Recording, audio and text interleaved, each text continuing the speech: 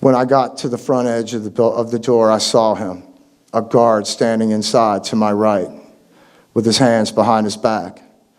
Our eyes met. As soon as he saw the girl, he started towards me. I caught his attention because I was carrying the girl. I took one more step and started to ask him where first aid was located. I did not even get my mouth open. He swung a nightstick from behind his back and put it across my throat as I stepped into the door jamb. He stopped me on my spot. My legs went out from under me a bit as the crowd slammed into my back. I knew I had to throw her in the door before I could do anything else. I turned my head to the left and told the guy behind me, "Get her up here. I have to get rid of her." Her legs went flying past me, and I had to pull her back a little bit and got my right foot under her butt, and with everything I had left, I threw her as far as I could. She went about a foot or two and landed on her knees and went face first into the cement of the lobby. I got my hands on the stick that first choked me. Another nightstick came from the right and was under my chest. A third came from the left and in my stomach. I felt my feet leave the ground, and there I hung between the guards and the crowd. I never took my eyes off her. She hit the cement, and that woke her up. She got up to her knees and then stood up. She had this confused look on her face. I could read her lips. How the hell did I get here? She turned and walked into the show. I smiled and looked at the guard. He had a confused look on his face, too. I think he was asking himself, "Why are you smiling?" I knew I could not push the nightstick off my throat. I had used all my energy getting her to the door. I heard someone yell, "They got a nightstick to his throat." I was trying to get my jawbone under the stick and take the pressure off my throat. I started to think about my family and how I probably wouldn't see them again. I could feel my heart pounding in my chest. I thought, well, at least she made it. At least she made it. My next thought was, this is it. I am going to die right here, right now. I started seeing the spots and knew it would not be long now. Right then, I felt something on the left side of the stick and looked out of the corner of my eye and saw a hand on the left side of the stick. As soon as I saw the first hand on the stick, another hand landed next to it. I turned my head to the right in an effort to slip my jawbone under the stick. Another hand landed on the right side of the stick, and together they pushed the stick just far enough for me to slip my jaw under the stick.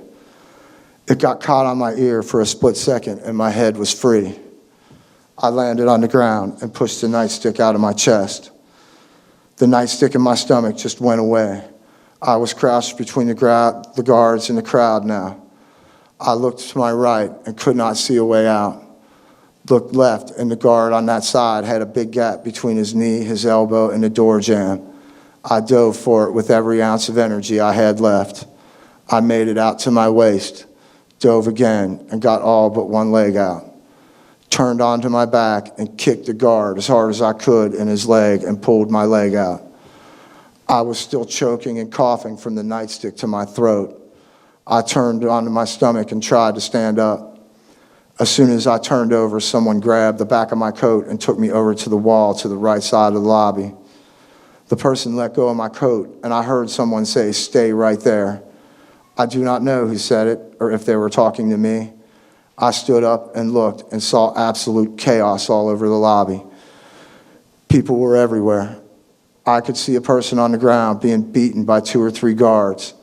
I looked at the glass doors and could see all the people smashed against the glass. I could see their faces, arms, and hands pressed against the door. I could hear their pleas to the guards to open more doors. I could hear the crowd outside beating on the glass doors. I could hear their screams from the outside. I turned and went to the gate. I couldn't look back again. I went through the gate and went to the left and waited for my sister to come through. I was surprised when she came through the gate about a minute later. We hugged and went into the Coliseum. I thought it was all over. It was only the beginning. I try not to think about that cold December night so long ago. It's just too depressing. It's been 30 years now, yet when I close my eyes and think about it, I can still see her face against the glass, and I can still hear her screams in the night. I have tried to forget that horrible night. I tried to drink it away. And even 3 concussions and 2 years of concussion syndrome couldn't do it. I didn't bother with therapy. They cannot erase the memory. People try to rationalize things like this. I've tried for 30 years to make sense of that awful night. This is the kind of thing that just eats away from the inside. The anger is overwhelming. Casey Ladd's father knows this anger. He tried to burn the house down he and his wife Tiva lived in after she was killed in the crowd on December 3rd. I know this anger. I know it very well. I hated those bastards inside that building.